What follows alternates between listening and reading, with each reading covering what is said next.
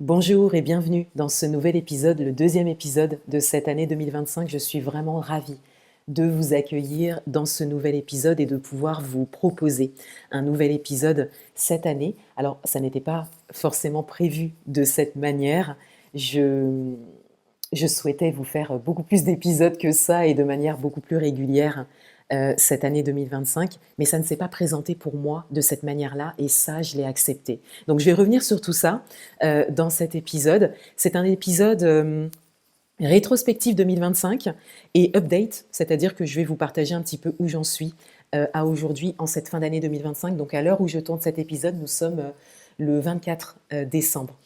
Alors avant de commencer, je voulais vous remercier pour votre présence et pour vos écoutes. Le podcast a continué de vivre, il a continué d'être écouté. Alors moi, j'ai continué de le faire vivre, le podcast, c'est-à-dire que je relayais toujours un épisode qui correspondait à un sujet, par exemple, que j'évoquais sur mes réseaux ou en newsletter.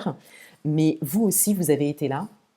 Il y a eu des partages, il y a eu du téléchargement, il y a eu des abonnements. Vous êtes plusieurs à m'avoir rejoint sur Spotify et les écoutes de mon podcast ont continué d'évoluer en 2025, que ce soit sur Spotify, Apple Podcast ou sur ma chaîne YouTube. Donc merci beaucoup et je vous invite eh bien, à me suivre, à vous abonner si mon contenu vous plaît. Alors, on va commencer par une rétrospective de l'année 2025. Déjà, pourquoi cette pause? Pourquoi je n'ai pas forcément sorti d'épisode depuis le début d'année? Eh bien, tout simplement parce que j'ai eu besoin d'une prise de recul importante et longue en début d'année, qui a duré plusieurs mois, par rapport à des schémas répétitifs que je vivais, par rapport à des situations très concrètes qui nécessitaient une pleine attention de ma part à ce qui était possible pour moi pour en sortir. Ça a été très clair pour moi. J'ai simplement dit stop, ça en était assez pour moi. J'ai voulu vraiment comprendre beaucoup plus profondément pourquoi ces schémas en fait se répétaient dans ma vie, donc dans ma vie personnelle, au niveau amoureux, au niveau matériel et financier et au niveau professionnel. Donc j'ai eu besoin de revenir dans mon univers, de me créer une bulle et d'ancrer mon univers, de définir mon champ pour revenir à moi encore plus profondément. Donc si vous me suivez depuis un moment, vous savez que le retour à soi, c'est mon message principal, c'est le pilier de mon activité, c'est la base de mon activité. Eh bien là, j'ai connu un retour à moi encore plus profond pour me connecter à mes désirs et à ma grande vision et à mon grand pourquoi. Pour que je verbalise tout ça, pour que j'écrive tout ça et que je redéfinisse tout ça de manière beaucoup plus claire pour moi. En fait, je ne comprenais pas pourquoi j'arrivais à manifester des choses magnifiques pour que ça ne dure pas. Et pour que, encore une fois, des situations reviennent dans ma vie, se répètent comme ça. Donc j'ai vraiment eu besoin de faire de la clarté, en fait, d'être au clair par rapport à ça. J'ai compris que c'était une étape importante à passer pour moi. Donc ce retrait, il m'a permis de faire des choix éclairés dès le deuxième trimestre de l'année à peu près. Et j'ai continué de communiquer. J'ai continué de communiquer autant en présentiel qu'en distanciel, sur mes réseaux, mais davantage à l'écrit. J'étais présente beaucoup plus à l'écrit. Et ça m'allait très bien ça. Je suis très à l'aise avec l'écrit. Donc j'étais vraiment contente de garder un lien avec vous, de garder un lien avec mes élèves, avec mes clientes, de toujours pouvoir proposer quelque chose, mais de manière un peu plus légère, un peu plus distante aussi, un peu plus distante. Mais ça m'a vraiment permis de revenir encore plus profondément à moi. Donc ça a été très très important pour moi.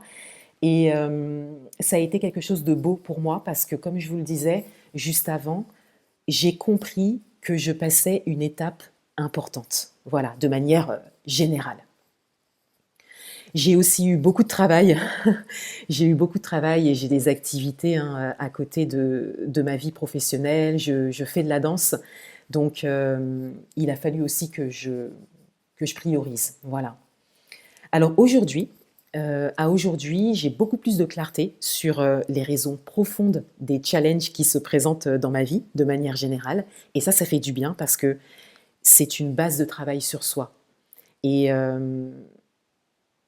mettre les choses à plat de cette manière-là, ça me permet aujourd'hui d'avoir des sujets qui sont clairement posés pour moi, sur lesquels je travaille. Je suis accompagnée actuellement et je travaille beaucoup sur un sujet en particulier qui est l'autosabotage. Et à l'heure où je vous parle, en cette fin d'année, je suis prête à reprendre une communication beaucoup plus fournie, que ce soit en présentiel et en distanciel. Voilà, et je suis très contente de ça, donc n'hésitez pas à me suivre sur mes réseaux, à vous inscrire à ma newsletter. Voilà, je n'ai jamais arrêté ma communication, mais voilà, je suis prête à aller beaucoup plus loin dans ce que je vais vous partager, dans ce que je vais vous communiquer et pour ce que je vais vous proposer aussi en 2026. Ça fera l'objet d'un prochain épisode. Alors, si je devais faire un retour maintenant sur l'année 2025, voilà, par rapport à ce que j'ai ressenti, et si je devais vous partager aussi une petite update pour vous dire un petit peu là où j'en suis à aujourd'hui, en cette fin d'année 2025, eh bien, moi, j'ai envie de vous dire que 2025, pour moi, ça a été une belle année. Ça a été une belle année, je le ressens vraiment comme ça, parce que ça a été une année de révélation à moi-même. Il a vraiment fallu que je m'ouvre à moi-même d'une manière dont je ne l'ai jamais fait jusque-là. J'ai fait preuve d'honnêteté envers moi-même et envers mes souhaits profonds. J'ai aussi pris conscience du miroir tendu par le comportement des autres envers moi et aussi à travers les situations qui se présentaient à moi, autant au niveau professionnel que personnel. Et en 2025, je me suis vraiment pleinement exprimée, que ce soit par la parole, dans ma vie privée, dans ma vie professionnelle, vous voyez, au niveau relationnel, que ce soit par les actes, par rapport à ce que j'ai fait, par rapport à ce que j'ai mis en place, autant en présentiel qu'en distanciel, au niveau de ma communication aussi, hein, comme je vous le disais à l'écrit. Mais je me suis aussi exprimée à travers mon corps, par la danse principalement, parce que je fais beaucoup de danse. Et ça m'a fait beaucoup de bien parce que c'est comme si je véhiculais en fait des messages qui sont très profonds pour moi, très importants pour moi, mais de manière non censurée.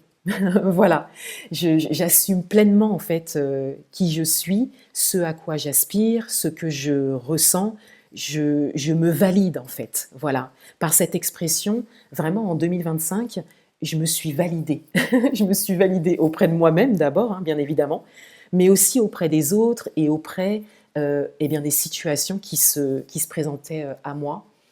Et aujourd'hui, je peux dire que je vis des relations beaucoup plus saines. Tant, autant, même si que ce soit, pardon, que ce soit positif ou négatif, euh, c'est sain. C'est sain justement parce que je m'exprime pleinement. Je ne me retiens pas, je ne me censure pas. J'exprime mes besoins et ça m'a beaucoup fait avancer dans mes relations et même par rapport, encore une fois, aux situations qui se présentent à moi. J'ai vraiment un autre regard sur tout ça et ça fait beaucoup de bien parce qu'il y a cette... vous savez, il y a comme une sorte de tranquillité intérieure qui est là, qui est présente et qui se réveille et qui prend beaucoup plus de place que le côté réactif que je pouvais avoir avant, face aux situations, face aux relations, etc. J'assume complètement mon parcours et ce que je continue de développer. Et ça, je vous le partagerai d'ailleurs. Et ce que je voulais vous partager aussi, c'est que sur ce chemin de changement, d'évolution, il y a une forme de solitude. Car peu de personnes prennent ce chemin, ou peu de personnes continuent ce chemin. Et j'ai même envie de vous dire, peu de personnes prennent ce chemin Et peu de personnes qui prennent ce chemin continuent ce chemin. Donc à un moment donné, vous vous sentez un peu seul en fait. Voilà. Mais ça, c'est quelque chose qu'il faut accepter. C'est OK pour moi maintenant. Et puis, euh, moi, j'ai un mastermind avec une personne formidable qui s'appelle Véro Tiana, qui est entrepreneur également.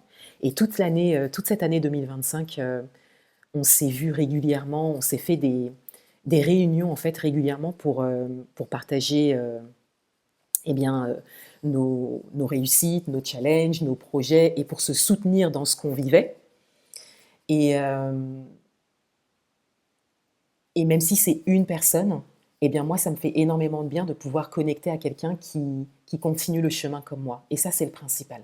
Voilà. Alors, je voulais vous partager 5 choses que j'ai appris en cette année 2025. Donc, on peut dire 5 choses que 2025 m'a permis d'apprendre. Voilà. Alors, tout d'abord, la résilience. Il y a vraiment eu une grosse acceptation de ma part en 2025 sur pas mal de choses. La patience. Euh, Moi, je suis une personne qui peut faire preuve de patience de manière très naturelle. Mais pour certaines choses, je ne suis pas patiente. Et là, en 2025, j'ai vraiment appris la patience par rapport à, par rapport à des résultats en fait que je voulais obtenir tout de suite.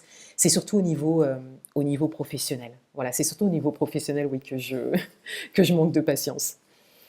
L'amour inconditionnel, ça c'est un gros morceau. Euh, Ce que j'entends par l'amour inconditionnel, c'est vraiment l'acceptation de l'autre tel qu'il est. C'est-à-dire voir l'autre au-delà de ce qu'il peut faire, de ce qu'il peut dire, de son avis, voir l'autre en fait dans son essence, voir la lumière en fait en l'autre. Et ça a été quelque chose de très très fort pour moi. La compassion et la priorisation de soi. J'ai vraiment intégré que je ne peux pas sauver tout le monde et que je ne suis pas obligée de subir une situation aussi. Ça a été fort aussi pour moi en 2025.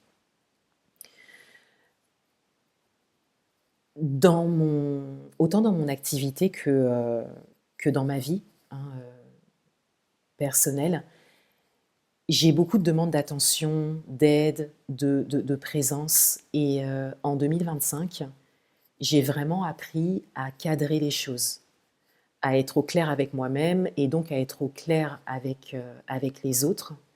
Et ça a été un travail de fourmi, hein. Ça a été vraiment pierre après pierre, décision par décision, conversation par conversation. Voilà, ça a été vraiment un travail minutieux pour moi euh, parce que j'ai beaucoup de générosité en moi, beaucoup de bienveillance.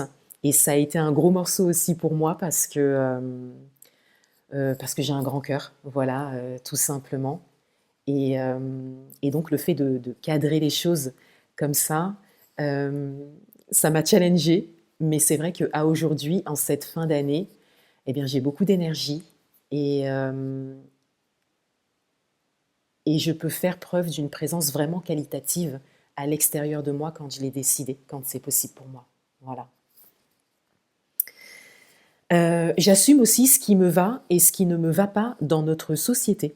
Ça, c'est très important parce qu'en fait, ça me permet de faire des choix conscients, alignés, éclairés et assumés. Et ça, c'est fort.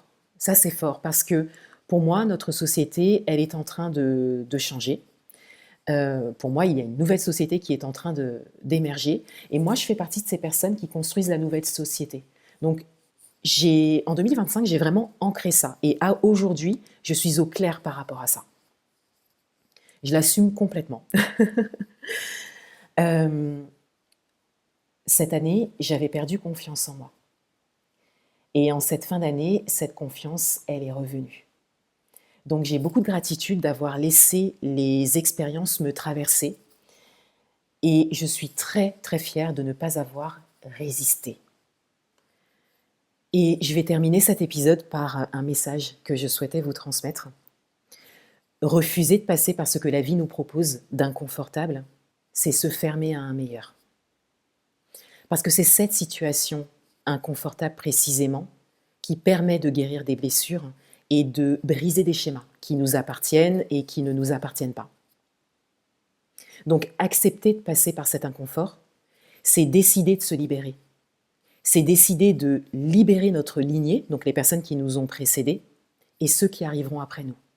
Et c'est aussi permettre aux autres de s'en inspirer et de s'autoriser aussi cette libération. Je vous remercie pour votre écoute, je vous remercie pour votre présence. N'hésitez pas à me rejoindre sur le podcast La Voix du Tao. N'hésitez pas à me rejoindre sur mes réseaux sociaux également, à me mettre un avis 5 étoiles si mon contenu vous plaît et à partager cet épisode s'il vous a plu. Je vous dis à bientôt. Au revoir.